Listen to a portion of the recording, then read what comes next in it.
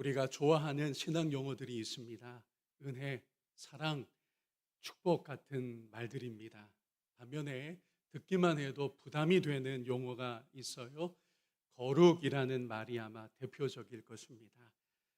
나는 아무리 내 안에 여기저기를 뒤져봐도 거룩한 구석이 없는데, 교회 와서는 신앙이 있는 것처럼 내가 보일지 모르지만 교회 밖에서는 안 믿는 사람과 다를 바가 없는데 라는 우리의 진솔한 고백이 없지 않습니다. 하지만 여러분, 아무리 거룩이라는 것이, 거룩으로의 초대라는 것이 부담스럽다 해도 저는 거룩만큼은 제가 잘 모르겠어요, 자신이 없어요 라고 할지 몰라도 이른바 거룩은요, 빼박입니다. 여러분, 빼박 아시죠? 빼도 박도 못한다라는 뜻인데, 너무 확실해서 변명하거나 피할 수 없는 상태를 말하는 것입니다. 그런데 뭐가 빼박이냐가 중요해요. 우리가 거룩해야 한다는 것이 여러분 부정할 수 없어요. 외면할 수 없습니다. 빼박인 것입니다. 거룩을 명령하셨기 때문에 그렇습니다. 권유나 권면 정도가 아니에요. 명령하셨습니다. 누가 명령하셨습니까? 여호와 하나님께서 명령하셨어요. 레위기 본문을 다시 보면 너는 이스라엘 자손의 온 회중에게 말하여 이르라. 너희는 거룩하면 좋겠어요 라고 기록되어 있습니까? 너희는 거룩하라. 이는 나 여호와 너희 하나님이 거룩함이니라 고 명확하게 선포합니다. 거룩하면 좋겠지만 그렇지 못해도 괜찮아, 좋게 좋게 갑시다, 이럴 수는 없다는 겁니다. 특히 하나님의 속성 자체가, 그분의 존재 자체가 거룩입니다. 레위기 방금 그 구절에서 나 여호와 너희 하나님은 거룩함이니라고, 왜 우리에게 거룩을 명령하시는지, 왜 우리가 그래서 거룩해야 되는지 분명한 근거를 말씀해 주셨어요. 그러니 하나님을 믿으면서 거룩을 가볍게 여긴다, 이걸 그저 장식품 정도로 생각한다, 여러분 이건 온당치 않습니다. 분명히 말씀하셨어요. 너희는 거룩하라 라고요. 이 시간에 거룩의 의미가 무엇인지 다시 만나려고 합니다. 거룩하라는 명령으로 무엇을 요청하시는 것인지 우리가 진솔하게 말씀 앞에 함께 나아갔으면 좋겠습니다. 여러분, 거룩이란 앞에 보시면요, 히브리어로 카도시인데요, 이게 형용사형이고 명사형은 코데시로 발음해요. 자음은 같고 발음만 다릅니다. 중요한 것은 그 의미인데, 저를 따라서 해주실까요? 분리, 다름. 여러분, 이 거룩이란 성경에서 말씀하신 오늘 레위기 본문에서도 언급된 이 거룩이란, 명령된 이 거룩이란 분리와 다름입니다. 따로 떼어 놓아서 다른 것과 구별될 때 그 상태를 뭐라고 인정한다고요? 거룩하다라고 인정한다는 거예요. 이렇게 구별된 것 중에 대표적인 예가 바로 안식일입니다. 하나님이 일곱째 날을 구별하여 거룩하게 하셨어요. 창세기 2장 3절을 보겠습니다. 하나님이 그 일곱째 날을 복되게 하사 거룩하게 하셨으니 이는 하나님이 그 창조하시며 만드시던 모든 일을 마치시고, 마지막 부분 함께 읽습니다. 그날에 안식하셨음이니라. 아멘. 주의할 것이 있습니다. 거룩한 것과 속된 것, 이렇게 이분법이 아님을 우리가 우선 전제해야 합니다. 다시 말씀드리면 안식일만 거룩하고 나머지 6일은 속된 날들이다, 이건 맞아요, 틀려요? 틀리는 생각입니다. 여러분, 왜냐하면 6일 동안 일곱째 날을 하나님이 구별하셨는데 나머지 6일 동안 하나님이 뭘 하셨습니까? 하나님이 창조의 사역을 하셨습니다. 하나님이 일하셨습니다. 하나님이 일하셨는데 일곱째 날 아닌 나머지 6일이 속되다고 할 수 있나요? 결코 그럴 수 없습니다. 그러니 거룩이라고 할 때 속된 게 원래 정해져 있고 그 나머지가 거룩하다, 이렇게 접근하면 잘못 접근한다는 걸 지금 짚어보는 것입니다. 자, 이 일곱째 날은 왜 구별되느냐? 왜 이 날을 구별하여 거룩하다고 하시느냐? 뜻밖에도 하나님이 창조의 일을 안 하셨기 때문이에요. 여러분, 거룩의 원래 뜻이 뭐라고요? 다르다는 거예요.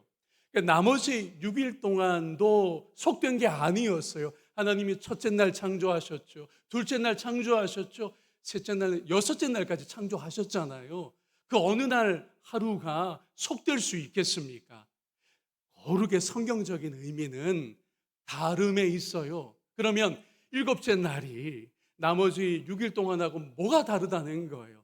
이미 나와 있습니다. 그날에, 일곱째 날에 하나님이 일을 안 하셨다는 거예요. 나머지 6일은 일을 하셨습니다. 창조 일을 하셨어요. 그런데 일곱째 날에 일을 안 하고 안식하셨다는 겁니다. 그래서 그날을 구별되다라고 하시고 거기에 거룩의 의미를 옷 입혀 주신 것입니다. 자, 이제 힌트가 좀 더 분명해진 것 같습니다. 여러분, 핵심은 여기에 있어요. 구별되게 나타나는 데에 거룩의 핵심이 있습니다. 안식일에, 오늘의 주일에 일을 멈추고 예배의 자리에 나오는 것으로 구별될 수 있다는 거예요. 주일은 쉽니다라는 표기만으로 주변에서 세상 사람들이 이웃이 뭐라고 할까요? 딱 알아보는 거 아니에요. 아하, 저 가게는 교회 다니는 가게구나. 예수 믿는 집이구나. 딱 구분이 된다는 거예요. 이런 차원이라는 겁니다. 그러므로 우리 마지막 주를 함께 읽을까요? 하나님의 백성은 어떻게 다른가를 나타낼 수 있어야 하는 것입니다. 하나님께서 일곱째 날에 나머지 여섯째 날과 다르게, 6번의 창조의 날들과 다르게 일을 안 하셨다는 것, 안식하셨다는 것이 그날을 구분되게 다르게 만들었고 그것이 곧 거룩의 의미였다고 한다면 저와 여러분의 주일은 이런 의미가 거기 적용되는 거예요. 우리가 일을 멈추고 먹고 사는 현실의 자리에서 우리가 과감하게 손을 다 내려놓고 하나님께 나아가고자 은혜 받기 위하여 일할 시간에 뭐라도 하나 나의 성공을 위하여 노력할 그 시간에 아닙니다. 제가 손을 놓겠습니다. 라고 예배 자리에 나온다면 그거야말로 다르구나. 구분된다는 거예요. 그럴 때 거룩하다라고 하는 옷이 입혀지는 것입니다. 사랑하는 여러분, 이것이 이 접근이 너희는 거룩하라는 명령을 받드는 원리인 것입니다. 우리 자신을 깨끗이 닦는 게 아니에요. 나를 이런 세제로 저런 어떤 용품으로, 그죠? 목욕용품으로 날 깨끗하게 한다고 되는 게 아니라 세상에서 구별됨이 있을 때, 뭔가 달라라고 하는 게 있을 때 하나님의 눈에는 그것이 거룩한 것으로 인정된다는 것입니다. 남들이 자기 주머니라 하나라도 더 가져가려고 할 때, 그게 그저 상식이요. 다들 그렇게 할 때, 누군가 한 사람이 그렇게 하지 않는다면 주변에서 어떻게 보겠어요? 쟤는 특이하네. 저 유별 왜 저러는 거야, 쟤는? 알아봤더니 그게 누구라고요? 확률이 높죠. 교회를 다니는 거예요. 다들 자기 이득을 챙기고 거기에 급급해 있을 때 뜻밖의 다른 방식으로 생각하고 움직이는 누구 한 사람이 있다면 쟤는 별종인가? 왜 저렇게 다르지? 어떻게 저렇게 구별될 수? 왜 우리와 저렇게 차이가 나지? 그게 거룩이라는 거예요. 다름의 차원, 구별의 차원인 것입니다. 기피하는 일이 있어요. 직장이라고 해봅시다. 다들 편한 일만, 편한 직위만 원할 때 제가 그러면 그 일을 하겠습니다 라고 한 사람이 자원했다고 해봅시다. 네가 해봐. 희생양 삼고 잘 됐네. 누구 한 사람은 우리가 싫어하고 누구도 원하지 않는 저 일을 해야 되는데 잘 됐네. 아유 착하네. 알고 봤더니 그 사람이 바로 신앙인인 거예요. 신앙인인 거예요. 하나님이 있는 사람인 거예요. 이를테면 이렇게 구별될 때 세상과 다를 때 거룩하다라고 일컬어지는 겁니다. 이런 식으로 세상에서 구별되는 것이 우리 하나님이 기뻐하시고, 오늘도 이런 의미의 거룩한 이들을 주께서 찾고 계십니다. 서울 시흥동에 가면 노래방 위층에 교회가 있어요. 아무래도 이 노래방에서 담배 냄새 올라오고요, 건물 입구에 담배 꽁초가 종종 버려집니다. 그런데 이 교회는요, 따지거나 비난하지 않습니다. 노래방에 가서 항의하지 않아요. 담배 꽁초 함부로 버리는, 이 교회 3층이니까 이렇게 문 열고 거기 장로님이나 아니면 목회자가 이렇게 내려보다, 당신 말이요 방금 왜 담배 꽁초를 버리냐고, 그렇게 하지 않는다는 거예요. 여러분, 그 공동체가 구청장 상을 받았어요. 여러 이유가 있는, 그 상가에 그저 한 6, 70명 되는 성도들의 그 공동체가 여러분 조용한 구별됨을 지금껏 실천해 와서 그게 구청에 알려진 겁니다. 이웃들이 주변 상가에서 이 사람들은 달라요, 우리 이 건물의 3층에 있는 저 교회는 달라요 라고 하면서 추천을 한 거예요. 그래서 구청장 표창을 받았다는 거 아니에요? 건물 입구에서 시작하여 그 거리를 일주일에 한 번 청소합니다. 장로님 나오고 권사님 나오고 집사님들 나와서 어느 교회라고 아주 세련된, 뭐 거친 표현 아니고요, 예쁜 이렇게 이걸 띠를 두르고 조용히 담배꽁초와 쓰레기를 쭉 그 거리를 다니며 치워요. 이게 여러분 선한 영향입니다. 이게 조용한 구별됨입니다. 이게 거룩의 능력이 있는 공동체인 것입니다. 여러분, 제사장 아론이 구별된 옷을 입었고 그것을 거룩하다라고 하셨습니다. 오늘 우리는 만인 제사장의 신앙 가운데 있어요. 우리는 더 이상 중세 로마 가톨릭 교회가 아니에요. 그 시절에는 지금도 큰 차이는 없지만 오직 사제들만 하나님께 직접 나아갈 수 있었고, 사제를 통하지 않고서는 기도도 못했으며 복을 받을 길도 없었어요. 그러나 종교개혁자들이 분명히 성경 속의 원리를 발견했습니다. 모두가 하나님 앞에 나아갈 수 있고, 만인, 정확하게 말하면 만인 사제설입니다. 우리가 만인 제사장으로서 옷을 구별되게 입을 것이 아니라 우리의 구별된 행동과 삶으로서 하나님의 거룩하심을 날마다 또 일상 속에서 나타낼 수 있기를 참으로 소망합니다. 그래서 여러분, 술 자체가 문제이기보다, 여러분 왜 술 마시는 게 문제가 되느냐 하면요, 술 자체가 뭐 큰 문제고 그냥 이 세상에 술은 다 없애버려야 돼, 이렇게 접근할 게 아니고요. 잘 들어보세요.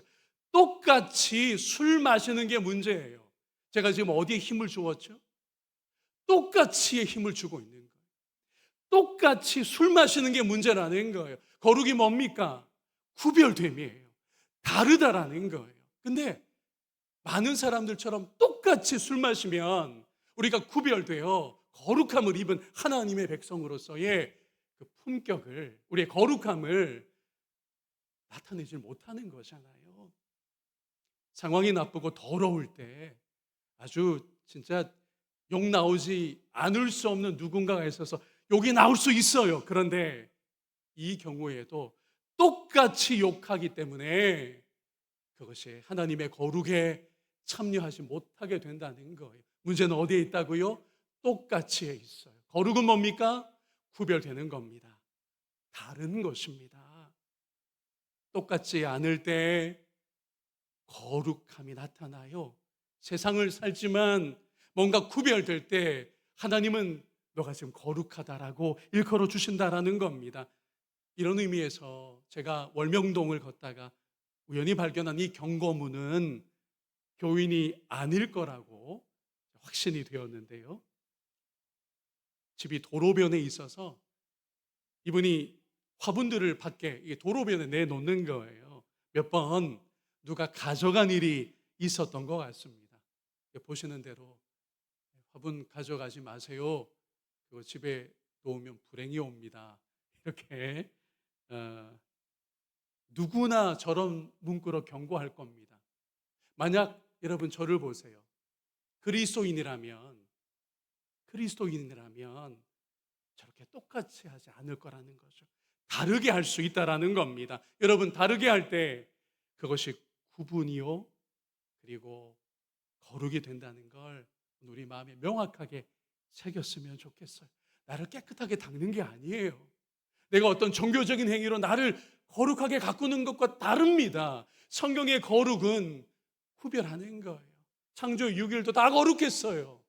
하나님이 창조를 하루하루 해나가셨으니까요. 근데 왜 일곱째 날이 거룩하게 구별되었느냐? 그날에 하나님이 쉬셨어요. 다루셨어요. 일하지 않고 쉬셨던 것입니다. 레위기 19장 본문은 이 거룩을 명령하면서 두 가지 방향으로 그 적용을 알려주고 있습니다. 설교 제목처럼 수직 방향으로의 거룩이 있고요, 수평 방향으로의 거룩이 있습니다. 먼저 수직 방향, 곧 하늘 방향은 이것입니다. 하나님을 대하는 방식에 관한 것입니다. 핵심은 하나님은요, 다른 어떤 신성한 것과도 같지 않으시다라는 게 이것이 수직적 거룩의 중요한 핵심입니다. 하나님은 창조주이십니다. 이 땅에 뭐 이런 신 저런 신 고무신 남학신 있다고 하죠. 하나님은 하나님 같은 분이 없어요. 그분은 창조자이십니다. 홀로 역사를 주관하십니다. 하나님만이 그리고 옛 언약 백성과 오늘의 우리를 구원하실 수 있는 구원자이십니다. 한마디로 하나님과 같은 분이 없다는 거예요. 여러분 하나님을 거룩하시다고 할 때 이 고백이 너무 소중합니다. 오늘 결국은 똑같냐 아니냐 여기에 싸움이 있어요. 세상 사람들이 이렇게 할 때 나도 비슷하게 그렇게 언행을 하면 거룩하지 못해요. 뜻밖의 다른 방식으로 접근하고 그 기피하는 일 제가 하겠습니다. 다들 자기 주머니 채울 때 아닙니다. 저는 그렇게 하지 않겠습니다라고 분연히 다른 길에 설 때에 이게 구분이 되고 거룩함이 되는 거잖아요. 우리 하나님 그분이 똑같지 않으세요. 아니 하나님과 같은 분이 없으시다라는 게 하나님의 거룩하심의 핵심입니다. 구약 성경을 읽어나가다 보면 하나님을 그렇게 찬미하고 송축합니다. 주와 같은 분이 없습니다. 이게 우리에게 익숙한 시편 같은 곳의 고백이지만 오늘 이 신앙과 신학이 거기 들어가 있어요. 거룩함의 본질이 거기 들어가 있는 거예요. 엇비슷한 하나님이 아니라는 겁니다. 더욱이 똑같은 신은 존재하지 않는다는 거예요. 주와 같은 분이 없습니다.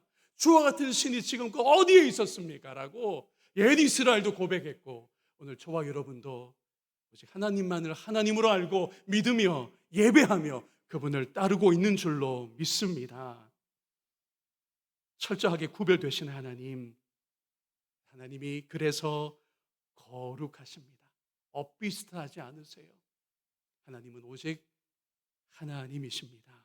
그렇다면 그 거룩하심을 부정하는 경우는 어떤 것일까요? 하나님의 이 거룩하심을 부정하는 것은 어떤 모습일까요? 답이 딱 나오잖아요. 하나님과 같은 무엇을 만드는 것, 형상을 만드는 것, 이거 대단히 큰 죄입니다. 왜요? 하나님 같은 분이 없기 때문이에요. 비슷한 신 있을 수가 없어요. 하나님 외에 다른 신을, 다른 하나님을 두는 인생이라면 그것 역시 하나님의 거룩하심을 부정하는 것과 다름없습니다. 큰 죄입니다. 그래서 오직 하나님만을 인정하며 섬길 때 하나님 외에 다른 하나님이 없습니다라고 오직 그분을 주목하며 구별된 예배로 경배할 때 거룩을 지키는 기본이 되는 거예요. 오늘 레위기 19장의 4절과 5절에 그 내용이 있습니다. 함께 읽을까요? 너희는 헛된 것들에게로 향하지 말며 너희를 위하여 신상들을 부어 만들지 말라. 나는 너희의 하나님 여호와이니라. 너희는 화목 제물을 여호와께 드릴 때에 기쁘게 받으시도록 드리고. 아멘. 오늘의 적용을 좀 해봅니다. 돈이 중요해요. 주식 투자도 건전한 범위에서 하시는 거고요. 그런데 어떤 때 문제가 되는지 아시겠죠? 돈이 주식이 누구처럼 내 인생에 나에게 자리매김할 때 그게 위험천만한 순간이 될까요? 누구처럼 될 때? 하나님처럼 될 때. 돈이 주식이 정직하게 고백할 때 거의 하나님 같습니다. 이러면 이제 위험한 길로 좀 가고 있는 거예요. 주와 같은 분, 주 하나님과 같은 분이 없기에 그런 것입니다. 명예를, 영향력을 하나님처럼 사모해서는 안 됩니다. 성공이 하나님이어서는 안 된다는 것도 너무 자명한 이유이고요. 이 모두가 수직적인 거룩에 관한 너무도 소중한 말씀들입니다. 이어서 오늘 본문은 이 수평적 차원의 거룩도 동시에 명령하고 있어요. 수평적 거룩이란 앞에 보시면 이웃과 사람들을 대할 때 구별되는 것을 가리킵니다. 그리고 하나 정리해 둘게요. 수직의 거룩이 있다면 반드시 무엇도 행하기 마련이라고요? 수평의 거룩도 행하기 마련이에요. 반대로 수평의 거룩은 반드시 무엇과 함께 갈 때 진정하다고요? 수직의 거룩과 함께 가야 이게 참된 것이 되는 것입니다. 간단히 말하면 수직의 거룩과 수평의 거룩이 함께 나타날 때 진짜라는 거예요. 그리고 여러분, 제가 여기서 문제를 드릴게요. 상품은 없습니다. 이 수직의 거룩과 수평의 거룩이 서로 다른 것 같고 저 하나만 할래요 라고 하기 쉬운 게 우리 인간들인데요, 정확하게 수직의 수평과 수직의 거룩과 수평의 거룩이 만난 자리가 있어요. 제가 힌트 지금 다 드리고 있잖아요. 몸을 써서 힌트를 드리고 있잖아요. 그 자리가 어디입니까? 십자가입니다. 십자가입니다. 십자가는요, 가로 대, 세로 대 두 나무 기둥을 형틀로 만든 거였어요. 놀라운 것은 그리스도 예수께서, 우리 주님께서 위로 하늘 아버지께 십자가의 그 자리에서 가장 진정한 거룩을 드러내셨습니다. 그리고 십자가의 자리는요, 예수님을 지금 죽어가는, 왜 그분이 그렇게 모진 고통 속에 죽어가는지 전혀 알지도 못하고 오히려 참된 구원자 그리스도 예수를 조롱하고 비난하던 그들을 향하여 예수님 십자가 위에서 어떻게 하셨습니까? 저들을 용서해 주십시오. 그러니 그것은 바로 수평의 거룩이었던 거예요. 세상 사람들 같으면, 세상의 영웅 같으면 자기 십자가 아래서 내가 어떤 희생을 겪고 있는지 전혀 모른 채 그렇게 조롱하는 모습들을 보면 분노하지 않겠어요? 저주를 퍼붓지 않겠습니까? 그게 똑같은 거예요. 근데 거룩은 똑같지 않고 다른 겁니다. 구별되는 거예요. 예수님이 철저하게 구별되셔서 그들마저도 용서받기를 원하셨던 겁니다. 수직의 거룩과 수평의 거룩이 만난 자리가 바로 십자가요. 이 두 기둥의 두 방향의 거룩이 우리에게 반드시 있어야 할, 그저 되면 좋지만 안 되어도 어쩔 수 없는 게 아니라 구약에서 이미 하나님께서 내가 거룩하니 너희도 거룩하라고 말씀하시고 하나님의 아들께서 수직과 수평의 거룩을 온전히 보여주셨기에 그분의 제자로 오늘도 우리가 존재하고 있다면 이 수직과 수평의 거룩 모두를 우리가 사모하고 그 가운데 거할 수 있게 되기를 참으로 소망합니다. 자, 수평적 거룩의 대표적인 실천이 오늘 레위기 19장에 나오는데요, 가난한 이웃과 외국인을 위해서 자기 수확의 일부를 남기는 것이 가장 근본이요 소중한 수평적 거룩이라고 말씀합니다. 9절과 10절을 볼까요? 함께 읽습니다.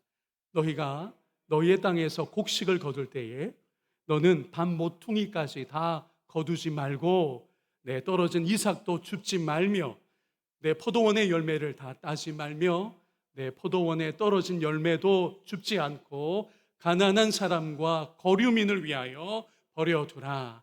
나는 너희의 하나님 여호와이니라. 아멘. 이 수평적 거룩함이 갈수록 어렵습니다. 이거 잘 못합니다.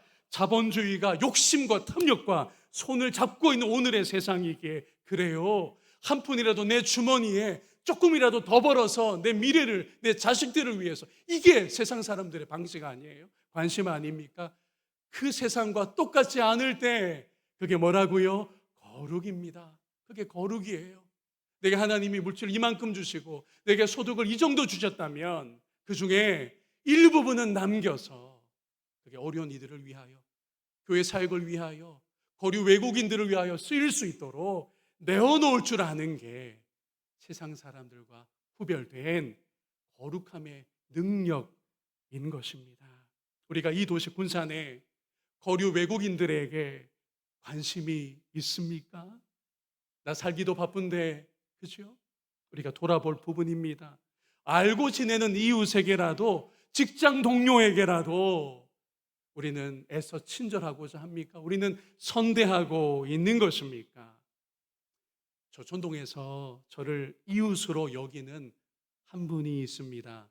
제가 여러 번 말씀드렸지만 우리 조촌동에 세탁소 운영하시는 분입니다. 그분의 신앙은 천주교인데요, 아주 독실한 천주교 신자입니다. 어제도 제가 세탁을 맡기고 또 맡겼던 걸 찾았는데요, 여자 두 분이 먼저 그 세탁소에 와 있었습니다. 제가 들어갈 수가 없었어요. 그 가게가 어딘지 제가 상호를 말하지 않겠습니다. 그 세탁소가 넓지 않아요. 근데 여자분 두 분이 이미 와서 뭐 세탁물 얘기를 나누는데 제가 들어갈 수가 없잖아요. 가게 밖에서 얌전히 기다렸습니다. 그랬더니 주인 아저씨가 저를 딱 알아차리고는 그분의 입에서 무슨 표현이 나왔느냐, 아이고 목사님 금방 내드릴게요, 어디 있나 경포교회, 이러면서 위에 쭉 세탁한 게 셔츠들이 주로 많은데 그거 막 거기서 제가 맡긴 걸 솜씨 좋게 그날도 찾아주셨습니다. 그 여자분들은 제가 전혀 의도치 않게 그분들에게 두 가지가 누설되고 말았어요. 하나는 제가 목사라는 것과 또 하나 제가 경포교회 목사라는 이 두 가지가 생판 처음 보는 그 여자분들에게 노출되고 말았습니다. 모르기는 해도 그 두 분이 우리 교회에 대해서 괜찮은 인상을 받았을 거라 저는 짐작합니다. 제가요, 자유로 마트를 가든지 세탁소에 가든지 친절하기를 늘 의식합니다. 왜냐하면 이것이 수평적 거룩의 영역이니까요. 의무감마저 제가 느끼는 것은 세탁소에서 저의 이름을 적지 않아요. 이 사진 보여드린 적이 있는데 한 번 더 보셔야 합니다. 저의 세탁물은 이미 그분의 손에 쥐어질 때 경포교회로 제 세탁물이 이렇게 걸리게 되었습니다. 그 이름을 적어둡니다. 하나님의 이름이 우리 모두에게 걸려 있는 줄로 믿습니다. 말씀 정리하겠습니다. 오늘 수직적 거룩이 참 중요하고 이게 근본이며, 그것은 어떤 내용이었죠? 주와 같은 분이 없습니다. 유사품 있을 수 없고요, 짝퉁 절대로 허용될 수 없어요. 그게 왜 하나님을 형상으로 만들어서는 안 된다는 것인지, 하나님의 다른 신을 두지 말라고 계명에서, 십계명에서 특별히 제일 앞에다가 그거를 선포하고 명령하셨는지 이제 우리가 좀 더 이해가 되는 밤이었습니다. 하나님 같은 분이 없어요. 똑같지 않을 때 거기 거룩이 나타나고 확인되는 겁니다. 그런데 성도들이 보통 수직적 거룩에는 관심이 있어요. 이거는 잘해야 된다고 생각합니다. 나머지 중요한 한 축이 더러 간과돼요. 그게 바로 수평적 거룩입니다. 여러분 잘 보셔야 돼요. 수평적 거룩이 없어요. 일터에서는 그냥 막 합니다. 동료들에게 때로는 아우 저 인간 이런 소리를 들어요. 뒷담화라도 들려옵니다. 여러분 이게 우리의 현주소라면, 세상에 사는 방식은 예수 안 믿는, 하나님 없는 사람들과 침배 없다라고 한다면 우리의 수평적 거룩은 거의 낙제점에 가깝다고 해야 돼요. 하나님의 관심은 수직의 거룩에만 있는 것이 아니라 수평적 거룩에도 있는 거예요. 그래서 하나님의 백성으로 사는 게 어렵다는 거예요. 신앙생활 쉽지 않다는 겁니다. 그러나 하나님은 이걸 양보하지 않으세요. 예수님이 이 땅에 오셔서 이 두 축을 하나의 계명으로 딱 정리해 주셨잖아요. 요약해 주셨잖아요. 그게 뭐죠? 너희는 하나님을 사랑하고 내 이웃을 내 몸과 같이 사랑하라. 사랑의 이중 계명으로 수직과 수평을 아울러 예수 그리스도께서 요약해 주신 겁니다. 바라기는 저와 여러분이 살아가는 평생에 오늘 이 말씀을 도전받은 이후로 수직의 거룩도 늘 중요하고요. 동시에 수평의 거룩도 점검하며 이 거룩도 함께 힘써서 하나님 앞에 조금씩 더 온전한 백성으로 설 수 있기를. 어려워요. 쉽지 않다는 거. 세상이 악하고 구조적으로 모순도 있고요. 별 이상한 인간들 다 있습니다.